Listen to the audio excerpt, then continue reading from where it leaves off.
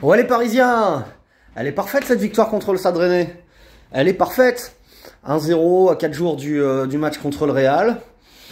En fin de match comme ça, dans un moment où faut presser, faut marquer. Tu vas arracher la victoire. C'est mérité sur le match. On n'a pas de blessés. Verratti prend son petit jaune de suspension. Il sera pas là contre Saint-Etienne. C'est pas grave contre Saint-Etienne. Très bien, très bonne soirée. Sur le match, bah écoute, on commence avec une compo un tout petit peu chelou parce que je comprends pas pourquoi Pochettino met Simons sur la ligne du haut et Draxler sur la ligne du bas. Bon, on a un 4-3-3 avec donc du coup Bernat à gauche pour faire reposer un peu Nuno, Hakimi à droite, Kimpembe, Marquinhos en centrale, Navas dans les buts. Devant eux donc Paredes, Verratti sur sa gauche, Draxler sur sa droite, Messi en 9, Mbappé à gauche et Simons à droite. Alors on joue très haut dans le camp rennais, on les étouffe à peu près, même si c'est eux qui ont les deux occasions les plus nettes de ce début de match, qu'une belle tête et une frappe un peu foirée qui aurait pu faire but. Mais nous on n'en a pas parce que précisément quand on est haut chez eux, quand on les étouffe, eh ben on peut pas centrer, on peut rien parce qu'on joue 109. On joue 109. Moi je suis désolé, quand tu veux marquer des buts au Parc des Princes, faut jouer avec un buteur. Faut jouer avec un buteur. Donc le match se passe, le match se déroule avec un monsieur Bastien pas bon. Autant la semaine dernière, on a vu un très bon Amaury Delerue, donc on l'avait dit. Là, Bastien, il est pas bon. Il siffle faute sur Simons qui fait le tacle parfait. Puis après, il siffle faute sur Verratti qui fait un super tacle aussi avec les genoux et tout ça. Et puis par contre, il siffle pas une faute sur Mbappé. Et puis après, il va te mettre un jaune à toi, un petit peu à l'envers comme ça. De l'autorité par moment un peu bête, pas bon. Il a relativement laissé jouer quand même. Il n'a pas été très mauvais, mais tu as des décisions un peu. Il voyait mal quoi. Il voyait flou ce soir. Quand il voyait faute, il n'y avait pas faute. Et quand il voit hors-jeu, il n'y avait pas hors-jeu. Parce que je suis désolé, le but de Mbappé, le premier, il n'y a pas hors-jeu. Hein. Non, mais il n'y a pas hors-jeu. Ils sont sur la même ligne. Il n'y a même pas un poil. Là. Je veux dire, franchement, il n'y a pas hors-jeu. Tu peux zoomer ce que tu veux, il n'y a pas hors-jeu. Alors peut-être, ouais, ils veulent pas se déjuger parce que le juge touche lève son drapeau, mais enfin, la VAR, si elle regarde et qu'elle est sérieuse 5 minutes, il n'y a pas hors-jeu. Ou alors, on laisse pas on laisse l'avantage à l'attaque dans ce genre de cas-là. Excusez-nous, attends, c'est ridicule de refuser un but comme ça. Tu prives les spectateurs de kiff et de buts. Enfin, je veux dire, c'est un sport. Bon, il n'y a pas hors-jeu, tu laisses le but, quoi. Voilà. Alors, en fin de match, on fait rentrer, enfin, à la 60e minute. On était en mode de format Ligue des Champions, donc on a essayé de mettre de l'intensité, on essayait de faire les changements comme si on essayait de devoir gagner le match contre le Real au Parc. Ça s'est vu dans l'attitude des joueurs qui rentrent, dans ceux qui sortent, dans les choix du coach.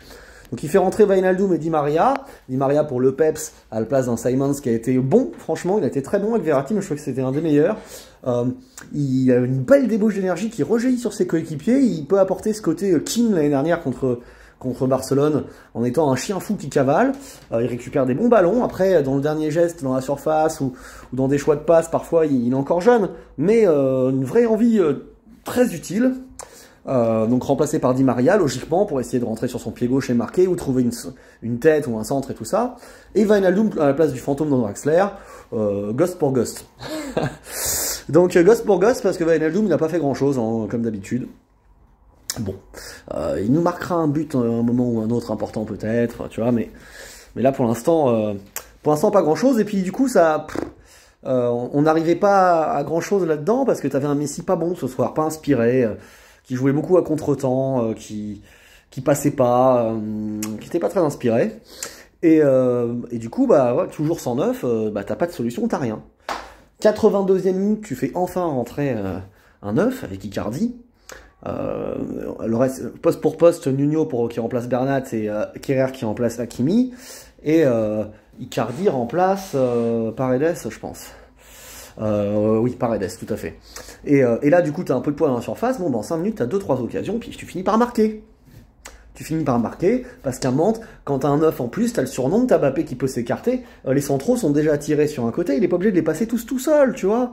Donc, bon, moi, je maintiens que j'aurais mis Icardi titulaire, alors après, au Parc contre le Real. Après, peut-être qu'il n'a pas les jambes, c'est vrai qu'il n'est pas en forme, il est pas en confiance, même si là, il est impliqué quand même hein, sur l'action du but.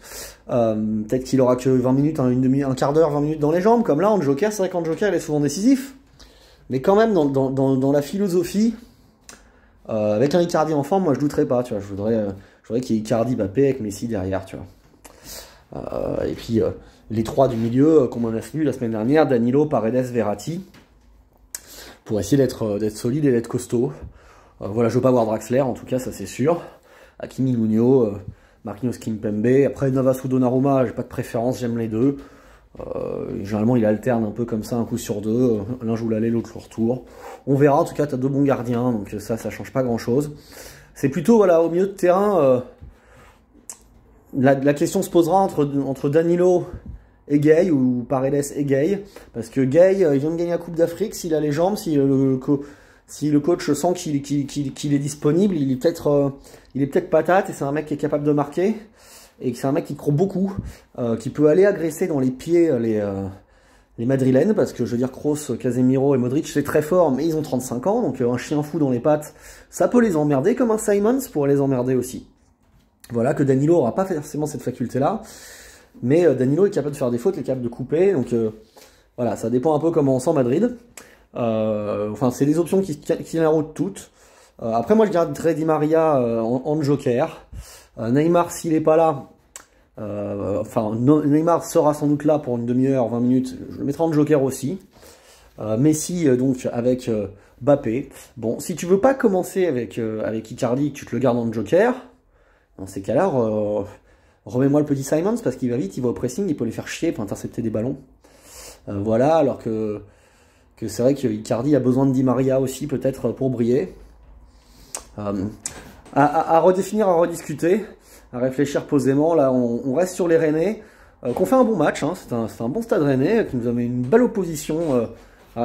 C'était très bien, sans être agressif, sans être méchant, mais en mettant de l'envie et du rythme. C'était un très bon sparring partner. Merci les Bretons. On conforte notre avance en championnat. Le 10e.